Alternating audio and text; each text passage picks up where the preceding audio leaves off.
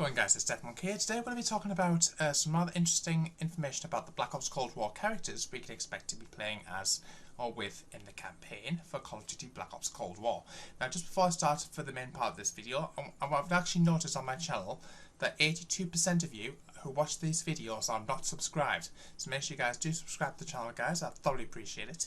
And without further ado, let's get into the main part of this video. So, I have noticed on the Charlie Intel's website, who've been giving all sorts of news and views on Black Ops Cold War, that basically we've actually got some rather interesting detailed information about each character we get to play as or play with in the Black Ops Cold War campaign.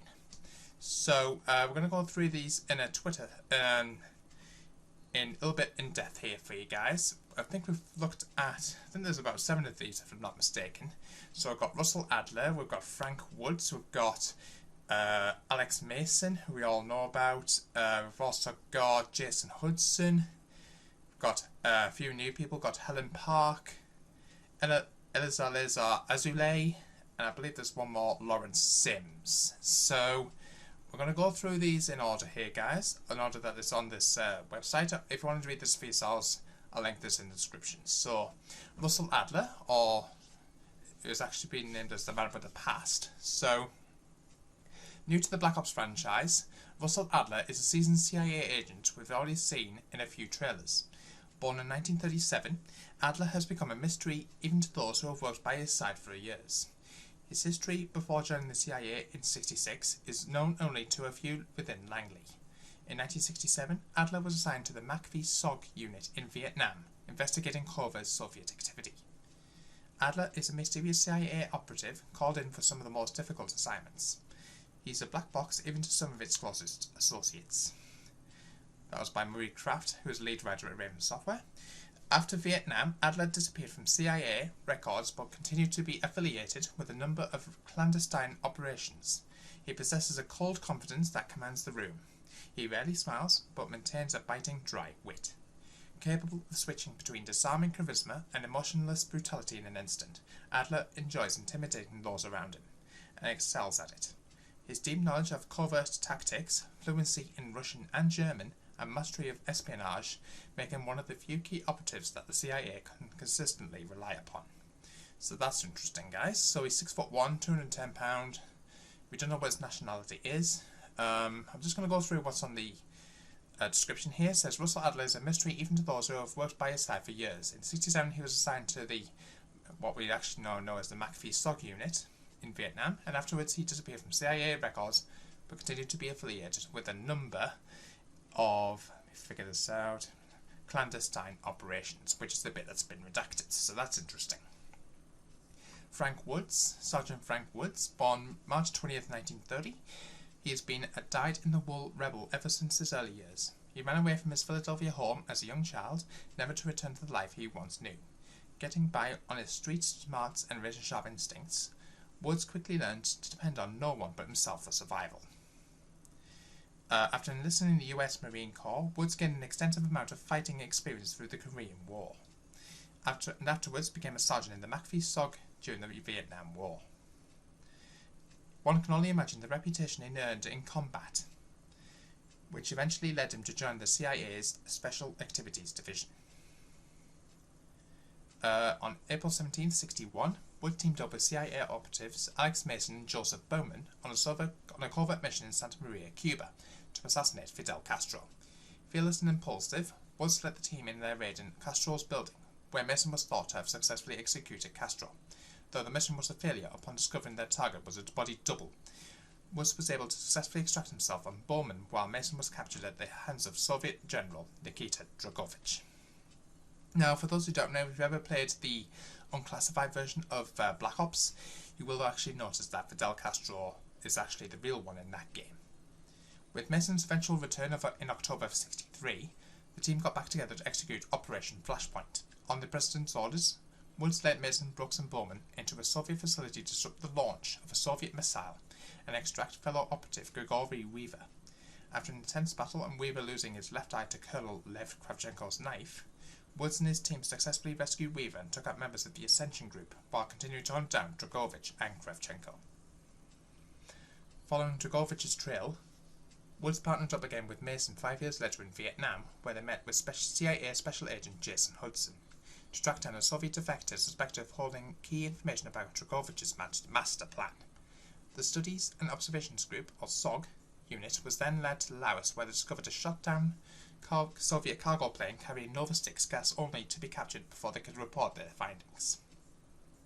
In one of the most intense confrontations in Black Ops history, Woods, Mason and Borman were forced by their captors to gamble with their lives in a game of Russian roulette. Now this is actually the death scene for Borman. Though Borman didn't make it out alive, Woods and Mason were able to stage a last-minute escape thanks to Woods' unstoppable survival instincts.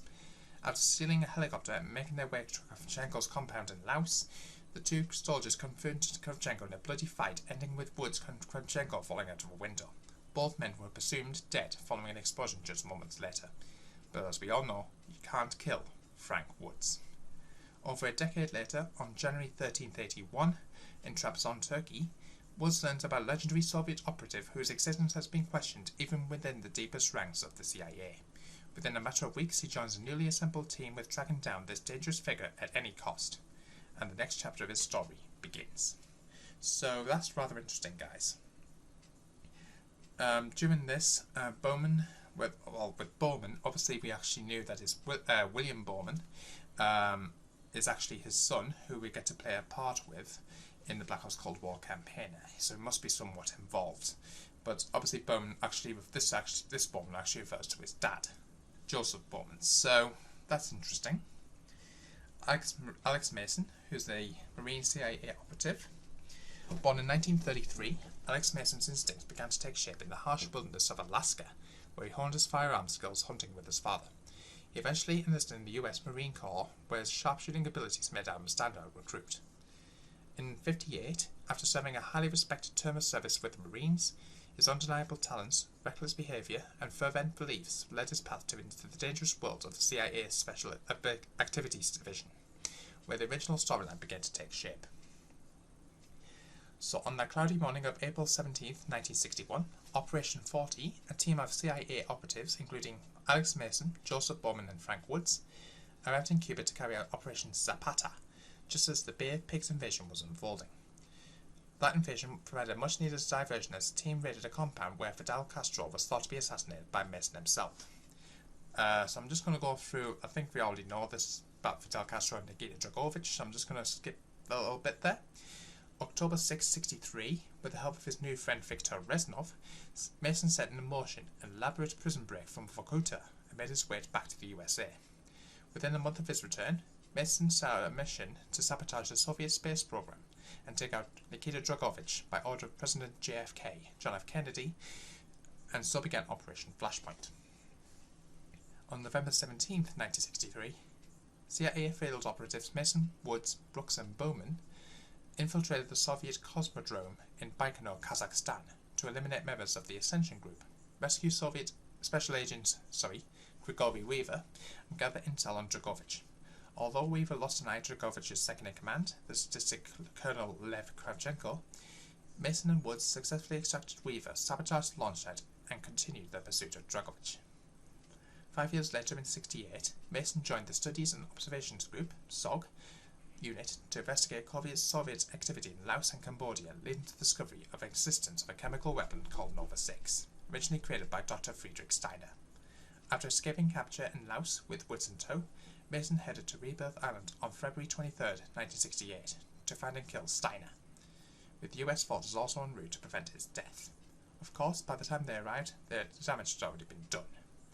After the events of Rebirth Island, Mason was taken into custody and interrogated by CIA Special Agent Jason Hudson, revealing the harrowing experiences leading up to his questioning. With various truths revealed and mysteries solved, Mason and Hudson raced to Soviet ship Rusalka to prevent the release of a deadly Nova 6 payload and finally killed Dragovich, putting an end to the crisis in a spectacular display of fearlessness and quick thinking. Little did they know the challenges to come in the near future. So what lies ahead? Fast forward to January 8, 1981, Mason receives an unexpected phone call from Hudson, who wants to get the old team back together. If Mason will return as a CIA operative, he is to immediately report to Amsterdam to rendezvous with his former partner, Sergeant Frank Woods. along with the mysterious operative Russell Adler. As it turns out, a covert mission to end the Iran hostage crisis would end up revealing a far greater threat. So that's interesting. So the next one we've got is Mason's handler, Jason Hudson, and Master Tactician. So Jason Hudson was born and raised in Washington DC, with big dreams of one day serving his country like his older brother had in World War II. He enlisted and served in the US Army's 101st Airborne Division in the Korean War, but after only being discharged honourably in 1955, his path took him in another direction. Hudson enrolled at Georgetown University to study psychology and political science, proving to be an exceptional student. After graduating, he headed the CIA, where his intelligence and perseverance pushed him quickly up the ranks, leading to his selection for some of the most dangerous assignments imaginable. Though utterly loyal to the CIA, many questioned his personal allegiances as he pushed his associates to the brink so he could accomplish his own goals. However, the selective loyalty served mission and accomplished what needed to be done for what Hudson viewed as the greater good. We all know the answer today, but it's worth reflecting on the events that led us to finding out what the numbers really meant. So, in Black Ops history, in November 10, 1963, Hudson was entrusted with escorting Mason to the Pentagon to be briefed by US Secretary of Defense Robert McNamara before meeting with President John F. Kennedy. Mason's new orders: kill Soviet General Nikita Dragovich. 5 years later, Hudson joined Mason and Sergeant Frank Woods in Khe Sanh, Vietnam, to investigate rumblings of Soviet activity in the area. The mission proved to be a valuable endeavour despite its inherent dangers, as the team worked to locate a Soviet defector with key intel. Hudson managed to hold his own in a massive battle as men fought to successfully evacuate the area. In early February of 1968, Hudson was sent to Kowloon City in Hong Kong to interrogate Dr. Daniel Clark, one of the engineers responsible for the creation of the infamous chemical weapon Nova 6. After carefully extracting key information from Dr. Clark that identified Nazi scientist Dr. Friedrich Steiner as the creator of the project, Hudson prepped a team to travel to the Soviet facility at Mount Yamantau to seize evidence of weaponized Nova 6 gas. Teaming up with fellow CIA operatives Grigory Weaver, Terence Brooks, and Bruce Harris, ironically, Hudson infiltrated the Yamantau base to gather evidence and apprehend Dr. Steiner. Inside the facility, Steiner made contact with the deemed remote lead to negotiate a deal for his life in exchange for intel on Dragovich, knowing his dates were numbered. So that's interesting. Bruce Harris is obviously the figure that we saw fairly recently with William Borman, who is basically William Borman. For those who haven't watched that video from Pontiac's Pawn, William Borman was actually interrogating Bruce Harris, and basically he was one of the CIA operatives. On the fateful day of 23rd of February 1968, Hudson and Weaver led Alpha Squad on a desperate mission to extract Steiner from Rebirth Island alive. With the base on full alert, the race was on to get to Steiner before anyone else. Meanwhile, Mason and his friend Viktor Reznov had also arrived on the island to breach the laboratories and take out any resistance along the way. After reaching Steiner ahead of Alpha Squad, Mason believed Reznov was responsible for confronting and killing Steiner in his laboratory, but Hudson and Weaver witnessed a different version of the truth. With no options to turn to, Hudson resorted to pushing Mason beyond his limits in a lengthy interrogation until the harsh realities of Mason's brainwashing from years past were finally revealed. Believing that Mason's subconscious held the key to stopping Dragovich, Hudson worked with Mason to locate and take down the newly discovered numbers station on the Soviet ship Rusalka and put an end to Dragovich for good. The rest, as I say, is history until now. On January 17, 1981, Hudson calls upon his own colleague Russell Adler to form an elite team of operatives in the pursuit of a dangerous Soviet agent. Although he doesn't fully trust him and disagrees with some of his more unconventional methods, Hudson knows that if anyone has the personal motivation to see the task through to its conclusion, it's Adler. So that's interesting. Helen Park, who entered Oxford at the young age of 16 in the UK, while working on a doctorate in international relations, her older brother was severely injured in an IRA car bomb attack in London, leading her to immediately drop out from the programme. She began to study the origins and motivations of international paramilitary organisations, eventually leading her to join the ranks of MI6. Park and Adler respect each other, but their partnership isn't always pretty. She's methodical by nature and at times believes Adler is making snap decisions. After several years of international assignments, Park was placed on protection service for 2 British scientists. Under Park's watch, the team was set to travel to a clandestine location to collaborate with the CIA on an officially sponsored project. There, she met Adler, a key figure in the new program, and personally took on an expanded role in its development. Afterwards, she would join Adler on an ad hoc black operations team, utilising the fruits of their labour together. However, the interest of MI6 and the Crown always comes first for Park, whether new partners know it or not. Got 2 more to go, I believe. Azulae, who's the unflappable, powerful protector. In 1948, Adler was the second child born to professors of political science at the American University of Washington, D.C. In 1950, his father accepted a position at the Tel Aviv School of Law and Economics, moving his family to Israel in order to be closer to his own ailing parents. As a teenager, Azulae stood out for his athleticism and strength, excelling on every team he was a member of. I see him as a protector. It might seem like a brick wall, but there's a softer side hidden back there.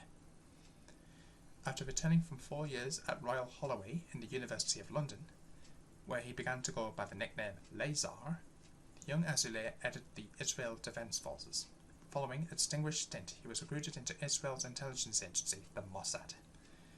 There, Lazar developed a reputation not only for explosive power, but also for his unflappability. After several years working alongside agents of the CIA, Lazar decided to leave the Mossad, utilising his dual citizenship to join the CIA directly as a Middle East specialist. In early 1981, his talents would be pushed to their limits as he joins a new team against an unknown global threat. So that's interesting. And finally, Lawrence Sims. Born February 4th, 1942 at Fort Bragg, North Carolina, Lawrence Sims has been entrenched in military culture his entire life, for better or worse. After the loss of his father, he developed a laid-back and lightly sarcastic persona, studying the world with detached amusement.